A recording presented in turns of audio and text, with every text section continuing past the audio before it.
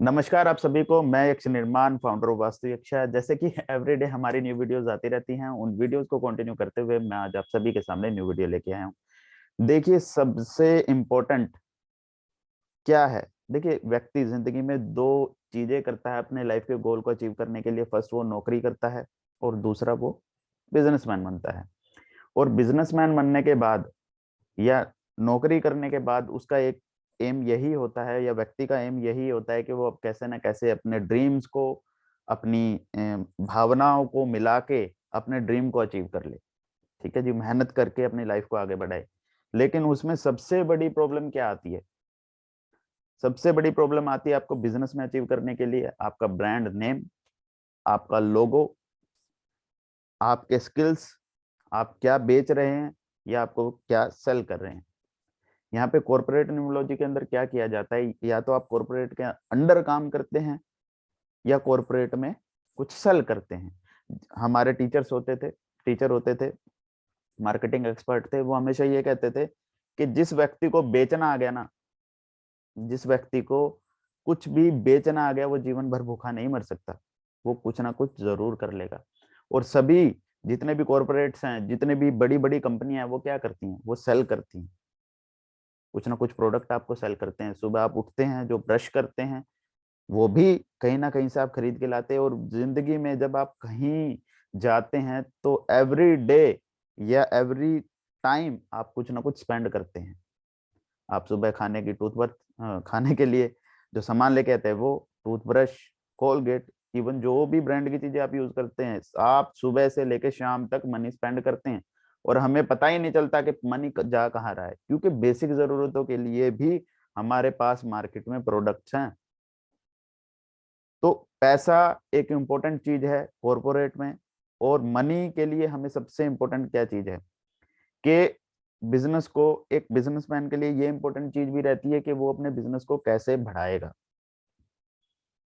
उससे पहले बहुत खुशी हो रही है कि बहुत सारे एस्ट्रोलॉजर्स के फोन आए मेरे पास, बहुत सारे न्यूमरोलॉजिस्ट के फोन आए कि सर आपकी वीडियोस बहुत अच्छी लगती हैं, आपका कंटेंट बहुत to the point and cleared है और बहला फुसला नहीं रहे। तो बहुत अच्छा लगता है, धन्यवाद आप सभी का। अब बात करते हैं हमारे टॉपिक की। अब टॉपिक है brand your business with numerology. Numerology में आपके बिजनेस को कैसे बढ़ाया जा सकता है। देखिए, सबसे पहले बिजनेस है क्या? आपकी आइडेंटिटी है। आप क्या प्रोडक्ट दे रहे हैं वो भी आपकी आइडेंटिटी है, क्या क्वालिटी दे रहे हैं वो भी आपकी आइडेंटिटी है। क्योंकि जो व्यक्ति सुबह से शाम तक उस प्रोडक्ट को देखता है या प्रोडक्ट को खरीदता है, वो सिर्फ आपके नाम के थ्रू जाना जाता है। मैकडोनल्ड आता है, आपका पिज्जा आते हैं, उनके साथ क्या आता है? मैकडी जाते हैं, कुछ ऑर्डर करते हैं, उनके साथ सॉसेज के पैकेट आते हैं। आते हैं। सुरभि जी ऑडियो नहीं आ रही, शिल्पा जी ऑडियो आ रही है? ओके। जो भी आप प्रोडक्ट खाते हैं या यूज करते हैं, उसके साथ सॉसेज आती हैं, एक्स्ट्रा आती है ना। वो मार्केटिंग का तरीका है। सॉसेज की जरूरत आपको दो की है, लेकिन सॉस आती है आपके पास 5 7 10 एक्स्ट्रा आती हैं। क्यों आती हैं? क्योंकि जब भी आप उन प्रोडक्ट्स को देखेंगे, आपके मन में विचार आएगा उस चीज को खाने के लिए। वो भी मार्केटिंग है, हर चीज मार्केटिंग है। अब सबसे पहले अब बात करते हैं कि हमारे टॉपिक की तरफ जाते हैं। देखिए, बिजनेस के ऑब्जेक्टिव क्या होने चाहिए। बिजनेस के ऑब्जेक्टिव सबसे ज्यादा इंपॉर्टेंट है कि आपका बिजनेस किस चीज से रिलेटेड है। इन केस आपके पास क्लाइंट आता है, ठीक है जी, क्लाइंट आते हैं आपके पास।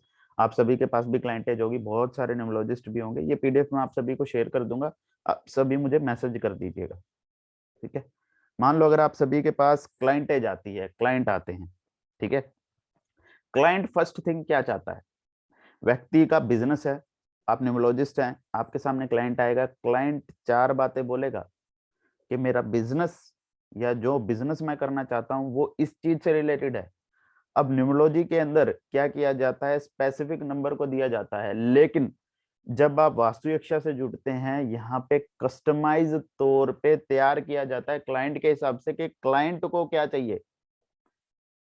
स्पेसिफिक नंबर पे नाम लाने से उस व्यक्ति को हाँ फायदा हो सकता है, लेकिन जो प्रोडक्ट या जो चीज वो बेच रहा है या सेल कर रहा है या जिस चीज को यूज कर रहा है, वो प्रोडक्ट उस व्यक्ति के लिए उसके नंबर के हिसाब से सुटेबल है भी या नहीं।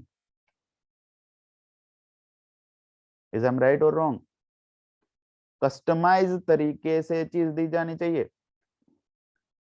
अब क्या कहेगा क्लाइंट आके? फर्स्ट क्लाइंट आया आप सभी के सामने, आपने कहा, क्लाइंट आता है कि सर मेरा बिजनेस है कनेक्टिविटी का, लोगों से बात करने का, लोगों से मीठी बातें करके अपने प्रोडक्ट को बेचने का, ठीक है, लोगों से इंटरेक्ट करने का।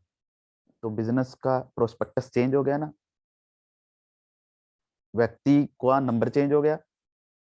अब एक व्यक्ति आता है, उसका बिजनेस है टीचिंग का, वो चाहता है मैं टीचिंग का प्रोफेशन करना चाहता हूँ, मैं अपनी नॉलेज बेचना चाहता हूँ, मैं अपनी नॉलेज को बढ़ाना चाहता हूँ, मैं लोगों की हेल्प करना चाहता हूँ। वहां चेंज हो गया ना प्रोस्पेक्टस।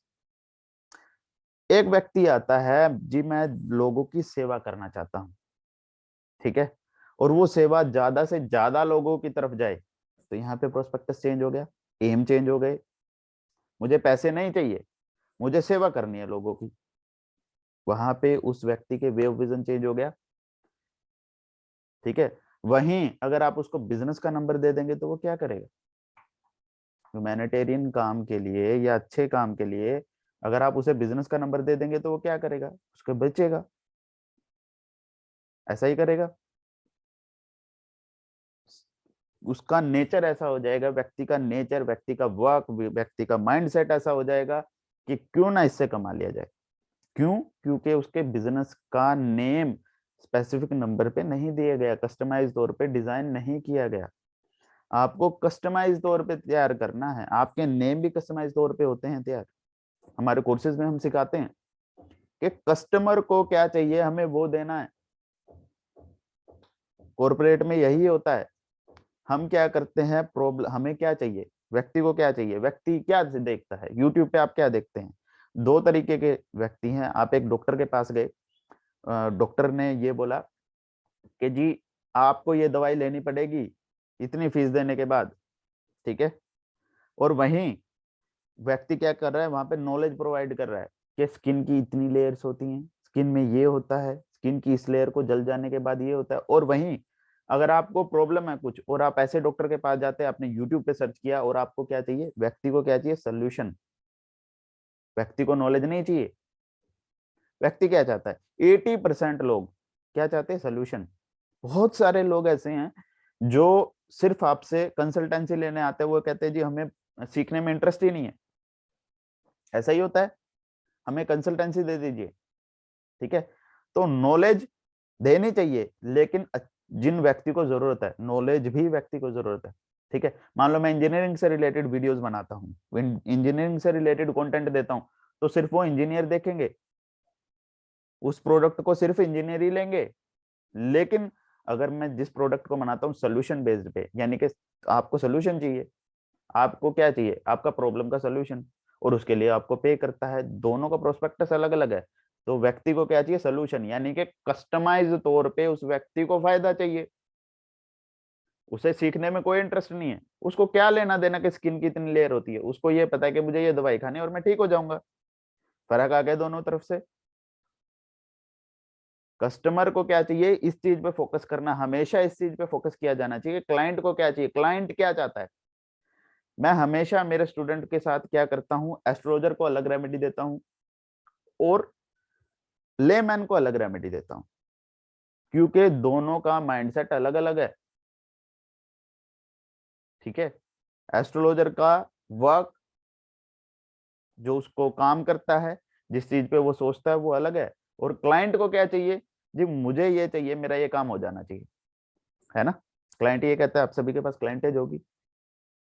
तो आपको ये देखना है कि कस्टमर को क्या चाहिए। मान लो कस्टमाइज तौर पे व्यक्ति को हमने उसके अकॉर्डिंग नंबर्स दे दिए, तो क्या उसका फायदा नहीं होगा? डेफिनेटली होगा। क्यों? क्योंकि उस व्यक्ति ने क्या किया कि कस्टमाइज तौर पे अपना फायदा जो उसे चाहिए था उसने ले लिया। अब दूसरी चीज, अब किसी का टेक्निकल बेस्ड काम है, ठीक है, टेक्निकलिटी का काम है।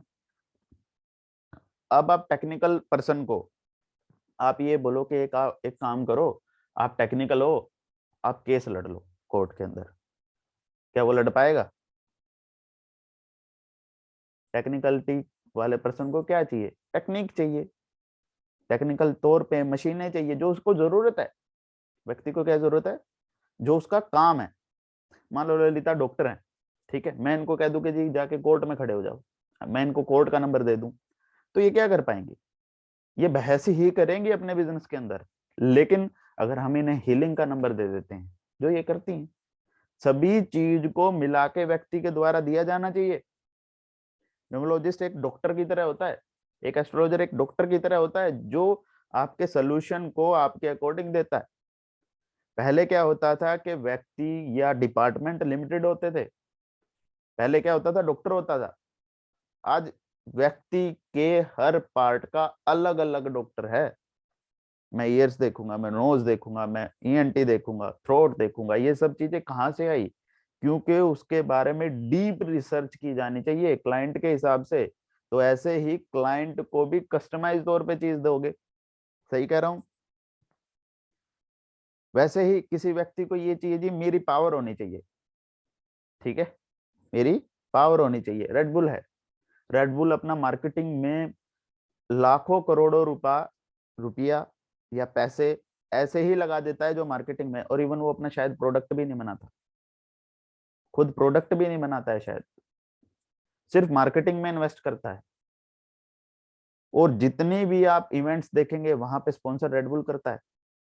और रेडबुल ने क्या आप सभी के दिमाग में एक चीज बना दी अच्छी, कि रेडबुल पीने से पावर आती है, और आप जब भी पीते हैं तो अपने आप को स्पेशल फील करते हैं। ठीक है, समझ आया? लॉजिक समझो। क्लाइंट को क्या चाहिए? पहली चीज सोल्यूशन दो, दूसरी चीज क्लाइंट को क्या चाहिए। ठीक है, कॉर्पोरेट में ऐसे काम किया जाता है। अब दो इंपॉर्टेंट नंबर हैं जो न्यूमरोलॉजी के अंदर यूज किए जाते हैं बिजनेस के लिए। जी, साइकोलॉजी है बिल्कुल। अब क्या है?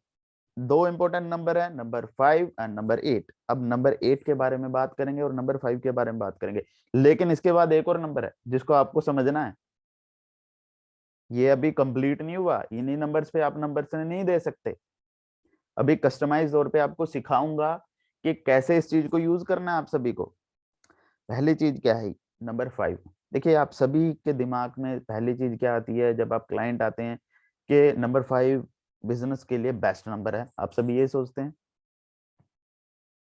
है ना?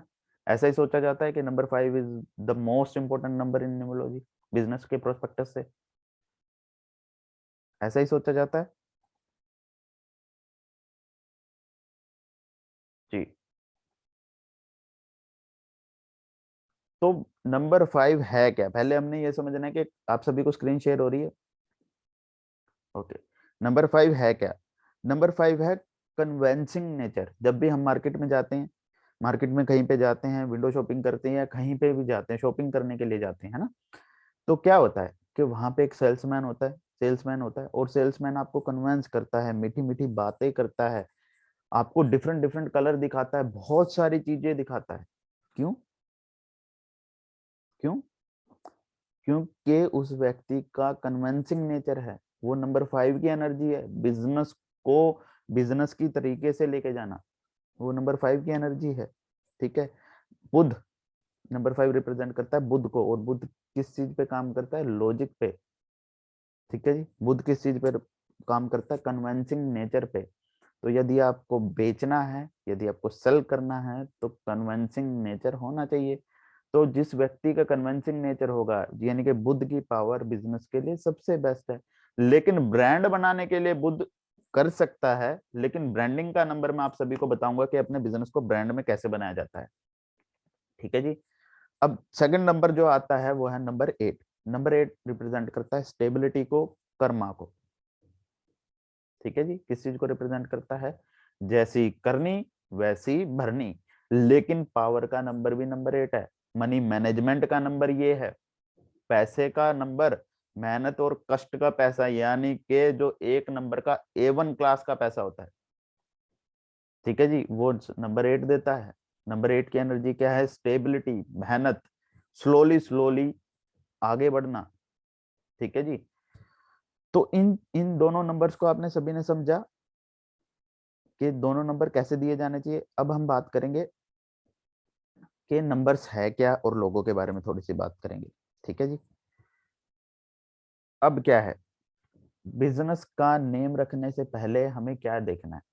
सबसे पहले जो बिजनेस आपने रखा है ना, बिजनेस आपने का बिजनेस का नेम जो आपने रखा है, पहली चीज उसके ऑब्जेक्टिव क्लियर होने चाहिए। क्या होने क्लियर होने चाहिए? ऑब्जेक्टिव्स। क्या आप चाहते हैं अपने काम से? क्लाइंट क्या चाहता है अपने काम से? वो मैंने आप सभी को बताया अभी कि ऑब्जेक्टिव क्लियर होने चाहिए। ठीक है। दूसरी चीज, अपॉर्चुनिटीज भी, अगर आपको अपॉर्चुनिटीज चाहिए वो भी नंबर 3 देता है। नंबर 3 भी बिजनेस के लिए बहुत अच्छा है, लेकिन उसमें भी कुछ डू एंड डोंट्स है, उसके बारे में भी बात करेंगे। Third thing, teaching based business business के लिए भी नंबर 3 अच्छा रहता है। ठीक है। अब बात करते हैं कन्विंसिंग नेचर या ब्रांड्स के बारे में। ठीक है जी। अब सिंबल्स के बारे में बात करते हैं। ठीक है जी। सिंबल्स क्या होते हैं, सिंबल्स की थोड़ी सी डिस्कस करते हैं। देखिए, सबसे पहले जो आपका बिजनेस होना चाहिए या सिंबल होना चाहिए, उसकी जो जो जिस तरीके से बिजनेस को बनाया जाता है, प्लीज आप सभी अपने कैमरास को ऑन कर लीजिए, नहीं तो मुझे आप सभी को निकालना पड़ेगा, बार बार कॉल ना करना पड़े। ठीक है जी। जो बिजनेस है, सिंबल है, देखिए सबसे पहले सिंबल्स क्या होते हैं? सिंबल आपकी रिप्रेजेंटेशन होती है। जो आप काम करते हैं या जिस काम से आप जुड़े हुए हैं, आपके सिंबल से वो झलकना चाहिए। या आपका नाम जो है, ठीक है जी, उस नाम झलकना चाहिए वो नाम से ही। ठीक है। कैसे? मान लो आप वास्तु करते हैं, मान लो आपने आप वास्तु करते हैं, ठीक है जी, और आप बिजनेस का नाम रख लेते हैं टिट फॉर टैट। क्या वो बिजनेस सक्सेस होगा? क्या जिस क्लाइंट के पास वो चीज जाएगी, या जिसके पास वो वीडियो जाएगी या क्लाइंट जाएगा, वो वो जो आपको रिकमेंड करेगा, वो उस चीज से कनेक्ट कर पाएगा? उसकी साइकोलॉजी क्या आएगी? क्या आएगी? कि पता नहीं जी क्या दे रहा होगा। वास्तु का चैनल है या लॉजिक बेस्ड चैनल है? किस चीज का है? जी, इट्स बैड। ठीक है। अब पहली चीज आपका जो होना चाहिए, बिजनेस की आइडेंटिटी होनी चाहिए। एक तो बिजनेस से पता लगना चाहिए, बिजनेस के नाम से पता लगना चाहिए। दूसरी चीज, जो बिजनेस का लोगो है, जो बिजनेस का लोगो है वो कैसा होना चाहिए? उस लोगो से भी आप सभी को लगना चाहिए कि बिजनेस का नाम क्या है या बिजनेस का काम क्या है। ठीक है जी। लोगोज के अंदर 3 चीजें होती है। पहली चीज, सिंबल। क्या होता है? आप सभी लिख सकते हैं, कुमार कार्तिकेय जी, आप सभी लिख सकते हैं। पहली चीज क्या है? सिंबल। जो आपका सिंबल होगा वो कुछ इस तरीके का होना चाहिए कि वो सिंबल झलकाए। क्या करे? आपकी क्वालिटीज को, आपकी चीजों को झलकाए। दूसरी चीज क्या है? फील। पहली चीज क्या है? सिंबल। दूसरी चीज फील। एंड तीसरा रीजन है एस्ट्रोलॉजिकल रीजन। और फोर्थ चीज है न्यूमरोलॉजिकल वैल्यू। वो आपके साथ सिंक होनी चाहिए, आपकी डेट ऑफ बर्थ के साथ सिंक होनी चाहिए। ठीक है। ये सारी चीजें होनी चाहिए। जब ये सारी चीजें हो जाएंगी तो साथ के साथ आपके ब्रांड की वैल्यू के साथ साथ आपकी जो एनर्जी है, यानी कि जो आपकी वर्क की जो वर्किंग कैपेसिटी है, वो बहुत ज्यादा बढ़ जाएगी। बाद में आप कंटेंट के बारे में सोचते रहिए, लेकिन जब तक जिस व्यक्ति को सिंबल का ही नहीं पता होगा या जिस चीज से वो झलकता है वो चीज ही नहीं होगी, तो आप कैसे अपने बिजनेस को ब्रॉड कर पाएंगे? ठीक है। जैसे आपने देखा होगा विंडो के, ठीक है जी, विंडो एंड BMW का आपने देखा होगा, साइन देखा है उनका, लोगो देखा है। आप सभी यस लिख सकते हैं या नो लिख सकते हैं चैट के अंदर। I am waiting.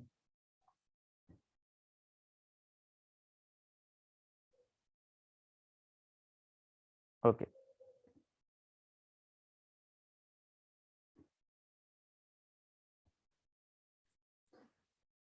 अब जब आपने उसे देखा होगा, इस सिंबल को देखा होगा, वहां पे कुछ आपको ऐसा फील नहीं हुआ कि वो लोगो स्वास्तिक के निशान के जैसा है?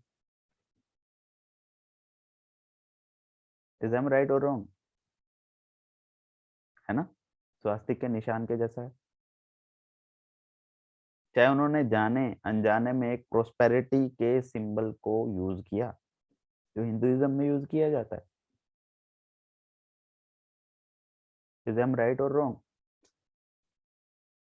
दिमाग की बत्ती जली? चलिए आगे चलते हैं। प्राइम वीडियो, प्राइम वीडियो का सिंबल देखा आपने? आप सभी को इन कॉरपोरेट्स के नाम याद रखने हैं और लिखना है, धीरे धीरे आपको पता चल जाएगा। सिंबल मैंने इसलिए ऐड नहीं किए क्योंकि आप सभी जब खुद सर्च करेंगे, उस रिसर्च को जानेंगे, जब आपको पता चल जाएगा। ठीक है जी। स्माइल का सिंबल है उसमें, प्राइम वीडियो में, है ना, स्माइल है ना छोटी सी। ठीक है, हर एक लोगों के अंदर कुछ ना कुछ जुड़ा होता है, ये सिंबल का पार्ट है। ठीक है जी। पंजाब नेशनल बैंक का आपने सिंबल देखा है? ठीक है, होता है ना। उसके अंदर जब पै के नीचे आप देखते हैं तो एक बच्चा स्माइल करते हुए होता है या देखते हुए होता है। उस सिंबल का भी एक अलग ही इफेक्ट है, वो सिंबल है। ठीक है जी। कोटक महिंद्रा बैंक का आपने सिंबल देखा है? इन्फिनिटी जैसा सिंबल है, ओमकार जैसा, है ना। आप इन सब चीजों को खुद ही देखेंगे,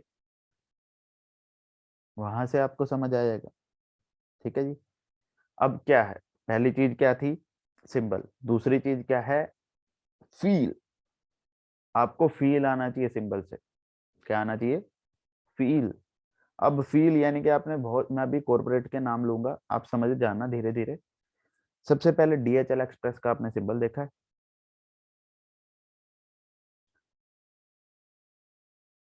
देखा है डीएचएल एक्सप्रेस का?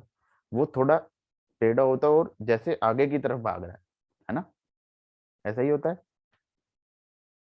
डीएचएल एक्सप्रेस का सिंबल देखिए आप। ठीक है, सीसीडी का सिंबल देखा है आप सभी ने? सीसीडी का सिंबल, आप उस सिंबल को देखेंगे तो ऐसा लगेगा कोई व्यक्ति ने मुंह खोला हुआ है। देखा है ना, किसी व्यक्ति ने जैसे मुंह खोला हुआ है। ठीक है जी। होंडाई का देखा है, कनेक्टिविटी को दिखाता है, दो व्यक्ति जैसे एक दूसरे को हाथ मिलाए हुए, है ना। मेट्रो का देखा है, कनेक्टिविटी को दिखाता है, सूरज कुमार जी कहना ना पड़े। ठीक है, तो सिंबल्स को आपने देखना है। ठीक है, अब ये थोड़ा सा बेसिक आप सभी के लिए था कि सिंबल्स को आप कैसे देखेंगे। कुमार कार्तिकेय जी, आवाज वॉइस ढंग से नहीं आ रही आप सभी को? चलिए कोई बात नहीं, कनेक्शन की वजह से ऐसा होगा। अब हम बात करते हैं कि सबसे इंपॉर्टेंट नंबर। आप सभी को स्क्रीन शेयर हो रही है? मिथिलेश जी स्क्रीन शेयर हो रही है? ओके। सबसे इंपॉर्टेंट नंबर है आपके काम को ब्रॉड करने के लिए या बड़ा बनाने के लिए, वो है नंबर 7। ब्रांडिंग का नंबर है नंबर 7, जो किस चीज को रिप्रेजेंट करता है या किस प्लेनेट को रिप्रेजेंट करता है, केतु को। किस चीज को रिप्रेजेंट करता है, केतु को। अब केतु है क्या, सबसे पहले केतु किस चीज को रिप्रेजेंट करता है, केतु रिप्रेजेंट करता है रिसर्च एंड डेवलपमेंट को। ठीक है जी। और किसी भी चीज को या किसी भी प्रोजेक्ट या किसी भी प्रोडक्ट को बनाने के लिए किस चीज की जरूरत होती है, रिसर्च की। ठीक है जी। लाल किताब के अंदर भी केतु ऐश का भी कारक है। ठीक है जी। और नंबर 7 क्रिएटिविटी एंड रिसर्च को भी रिप्रेजेंट करता है। तो किसी भी बिजनेस को ब्रॉड बनाने के लिए या आगे बढ़ाने के लिए या ब्रांड बनाने के लिए, और केतु एक चीज को रिप्रेजेंट करता है, वो रिप्रेजेंट करता है आपके झंडे को। जो भी गवर्नमेंट गाड़ियां होती हैं उनके ऊपर एक झंडा लगा होता है ना, पावरफुल, है ना। हम घर में झंडा लगाते हैं, ठीक है। तो नंबर 7 की शेप को भी आप देखिए, केतु मोक्ष का भी कारक है, ठीक है जी। केतु बहुत चीजों का कारक है, लेकिन उसका मेन क्या है कि किसी भी चीज को टॉप तक लेके जाना, ब्रांड बनाना, ठीक है जी। केतु झंडा भी है। अब मैं आप सभी को बताऊंगा कि कौन कौन सी कंपनी है जिनका टोटल नंबर 7 पे आता है, ठीक है जी। समझ गए। जो एप्पल है, एप्पल का जो टोटल आता है 25 से 7 पे आता है। एप्पल कंपनी के बारे में आप सभी जानते हैं। मैकडोनल्ड 34 से 7 पे, ठीक है जी। पतंजलि या पतंजलि नंबर 7 पे आती है। आप इनको टोटल करिए, कैलकुलेटर निकालिए, शेरेडियन न्यूमरोलॉजी का चार्ट खोलिए, वहां से टोटल करिए, आपको पता चलेगा कि नंबर 7 की इंपॉर्टेंस क्या है। सोनी, सैमसंग, ये सभी नंबर 7 पे आती है। नोकिया भी नंबर 7 पे आती है, लेकिन नोकिया की सबसे बड़ी प्रॉब्लम क्या हुई कि इस नंबर की एनर्जी को उन्होंने यूज नहीं किया, उन्होंने रिसर्च को नहीं अपनाया और वो पीछे रह गए। 70 से 80% शेयर था आई थिंक उनके पास, तो वो शेयर को वो नहीं कर पाए और एंड्रॉइड ने आके धमाका मचा दिया, ठीक है जी। जब आप जियो को देखेंगे, जियो किस नंबर पे आता है? नंबर 9 पे। नंबर 9 किस चीज को रिप्रेजेंट करता है? न्यूमरोलॉजी के अंदर करें तो मंगल को, ठीक है। और न्यूमरोलॉजी के अंदर करें तो मंगल को, और लोशो ग्रिड के अंदर एलिमेंट बेस्ड करें तो फायर को। और नंबर 9 को हम किस चीज से लेते हैं? आग से। और लोशो ग्रिड के अंदर क्या करते हैं? ह्यूमैनिटेरियन नेचर से। तो नंबर 9 यानी कि जियो जब आया तो उसने ह्यूमैनिटेरियन नेचर किया, सभी को फ्री प्रोवाइड किया, है ना। और वो आग की तरह फैल गई कंपनी। जब वो कंपनी आग की तरह फैल गई, जब वो आग की तरह फैल गई और अभी भी ब्रॉड तौर पे काम कर रही है, तो नंबर 9 पे उसका टोटल आता है, ठीक है जी। माइक्रोसॉफ्ट है, शेल्डन न्यूमरोलॉजी के अंदर नंबर 3 पे आता है। तो वो क्या बेचते हैं? एजुकेशन बेस्ड थिंग सेल करते हैं ना। यहाँ पे कस्टमाइज आ गया, विंडोज सेल करते हैं, सारी चीजें सेल करते हैं, ठीक है जी। अब आज का टॉपिक सिर्फ इतना ही था। ये सिंबल के थे, ये सिंबल मैंने आप सभी को बताया कि सिंबल को कैसे कैसे यूज करते हैं, कौन कौन से नंबर होते हैं। ब्रांड को मैंने आपको सभी को बताया, पतंजलि हो गई, सोनी होगी, एप्पल होगी, मैकडोनल्ड हो गया, there are lots of brands. तो कॉर्पोरेट में ऐसे काम किया जाता है, ठीक है जी। आज का टॉपिक इतना ही था। धन्यवाद आप सभी का। थैंक यू फॉर कनेक्टिंग वास्तविक।